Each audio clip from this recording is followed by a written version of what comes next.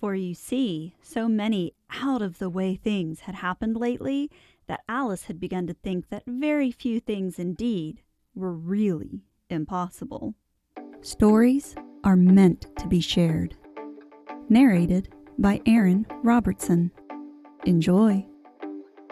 Hello, friends. We are starting a new book today, and I have chosen Alice and her wonderful adventures in Wonderland. I think it's pretty appropriate for 2020 because we have experienced a lot of out-of-the-way, seemingly impossible things that are actually happening.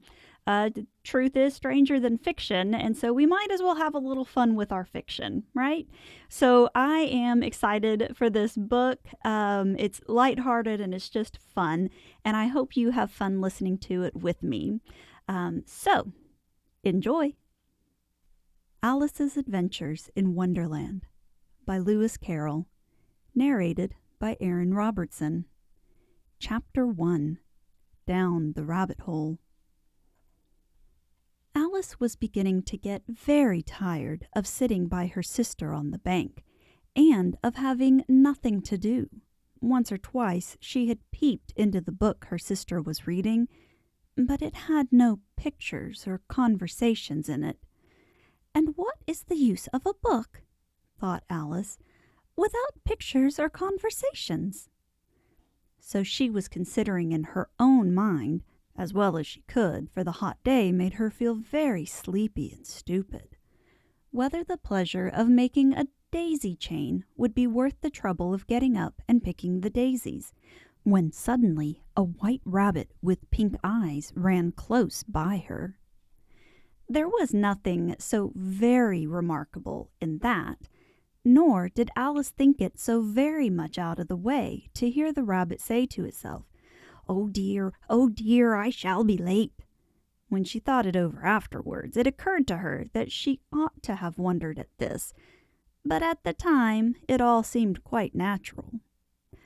But when the rabbit actually took a watch out of its waistcoat pocket, and looked at it, and then hurried on, Alice started to her feet, for it flashed across her mind that she had never before seen a rabbit with either a waistcoat pocket or a watch to take out of it, and burning with curiosity, she ran across the field after it, and fortunately was just in time to see it pop down a large rabbit hole under the hedge. In another moment, down went Alice after it, never once considering how in the world she was to get out again. The rabbit hole went straight on like a tunnel for some way, and then dipped suddenly down, so suddenly that Alice had not a moment to think about stopping herself before she found herself falling down a very deep well. Either the well was very deep, or she fell very slowly, for she had plenty of time as she went down to look about her and to wonder what was going to happen next. First, she tried to look down and make out what she was coming to, but it was too dark to see anything. Then she looked at the sides of the well and noticed that they were filled with cupboards and bookshelves.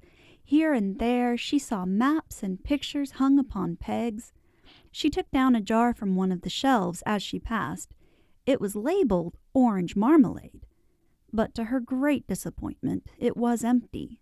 She did not like to drop the jar for fear of killing somebody underneath, so managed to put it into one of the cupboards as she fell past it. "Well," thought Alice to herself, "after such a fall as this, I shall think nothing of tumbling downstairs. How brave they'll all think me at home! Why, I wouldn't say anything about it, even if I fell off the top of the house." Which was very likely true. Down, down, down. Would the fall never come to an end? "I wonder how many miles I've fallen by this time," she said aloud. "I must be getting somewhere near the center of the earth. Let me see. That would be 4,000 miles down, I think." For you see, Alice had learnt several things of this sort in her lessons in the schoolroom, and though this was not a very good opportunity for showing off her knowledge, as there was no one to listen to her, still, it was good practice to say it over. Yes, that's about the right distance. But then I wonder what latitude or longitude I've got to. Alice had no idea what latitude was, or longitude either, but thought they were nice, grand words to say. Presently she began again. I wonder if I shall fall right through the earth. How funny it'll seem to come out among the people that walk with their heads downward. The antipathies, I think. She was rather glad there was no one listening this time, as it didn't sound at all the right word. But I shall have to ask them what the name of the country is, you know. Please, ma'am, is this New Zealand or Australia? And she tried to curtsy as she spoke. Fancy curtsying as you're falling through the air. Do you think you could manage it? And what an ignorant little girl she'll think me for asking. No, it'll never do to ask. Perhaps I shall see it written up somewhere. Down, down, down. There was nothing else to do, so Alice soon began talking again. Dinah'll miss me very much tonight, I should think. Dinah was the cat. I hope they'll remember her saucer of milk at tea time. Dinah, my dear, I wish you were down here with me. There are no mice in the air, I'm afraid, but you might catch a bat, and that's very like a mouse, you know. But do cats eat bats? I wonder. And here Alice began to get rather sleepy, and went on saying to herself in a dreamy sort of way, Do cats eat bats? Do cats eat bats? And sometimes, Do bats eat cats? For, you see, as she couldn't answer either question, it didn't much matter which way she put it. She felt that she was dozing off, and had just begun to dream that she was walking hand in hand with Dinah, and saying to her very earnestly, Now, Dinah, tell me the truth. Did you ever eat a bat? When suddenly, thump, thump, down she came upon a heap of sticks and dry leaves, and the fall was over. Alice was not a bit hurt, and she jumped up onto her feet in a moment. She looked up, but it was all dark overhead. Before her was another long passage, and the white rabbit was still in sight, hurrying down it. There was not a moment to be lost. Away went Alice like the wind, and was just in time to hear it say as it turned a corner, "Oh, my ears and whiskers, how late it's getting!" She was close behind it when she turned the corner, but the rabbit was no longer to be seen. She found herself in a long, low hall, which was lit up by a row of lamps hanging from the roof. There were doors all around the hall, but they were all locked, and when Alice had been all the way down one side and up the other, trying every door, she walked sadly down the middle, wondering how she was ever to get out again. Suddenly she came upon a little three-legged table, all made of solid glass. There was nothing on it except a tiny golden key, and Alice's first thought was that it might belong to one of the doors of the hall. But alas, either the locks were too large, or the key was too small, but at any rate it would not open any of them. However, on the second time around, she came upon a low curtain she had not noticed before, and behind it was a little door about 15 inches high. She tried the little golden key in the lock, and to her great delight, it fitted. Alice opened the door and found that it led into a small passage, not much larger than a rat hole. She knelt down and looked along the passage into the loveliest garden you ever saw. How she longed to get out of that dark hall and wander about among those beds of bright flowers and those cool fountains. But she could not even get her head through the doorway. And if even my head would go through, thought poor Alice, it would be of very little use without my shoulders. Oh, how I wish I could shut up like a telescope. I think I could if I only knew how to begin. For you see, so many out-of-the-way things had happened lately that Alice had begun to think that very few things indeed were really impossible. There seemed to be no use in waiting by the little door, so she went back to the table, half hoping she might find another key on it, or, at any rate, a book of rules for shutting people up like telescopes. This time, she found a little bottle on it. "Which certainly was not here before," said Alice, and round the neck of the bottle was a paper label with the words, "Drink me," beautifully printed on it in large letters. It was all very well to say, "Drink me," but the wise little Alice was not going to do that in a hurry. "No, I'll look first," she said, "and see whether it's marked poison or not." For she had read several nice little histories about children who had got burnt and eaten up by wild beasts and other unpleasant things, all because they would not remember the simple rules their friends had taught them, such as that a red-hot poker will burn you if you hold it too long, and that if you cut your finger very deeply with a knife, it usually bleeds. And she had never forgotten that if you drink much from a bottle marked poison, it is almost certain to disagree with you, sooner or later.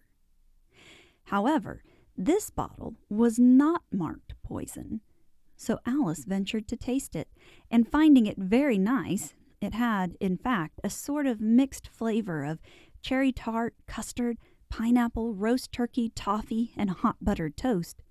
She very soon finished it off.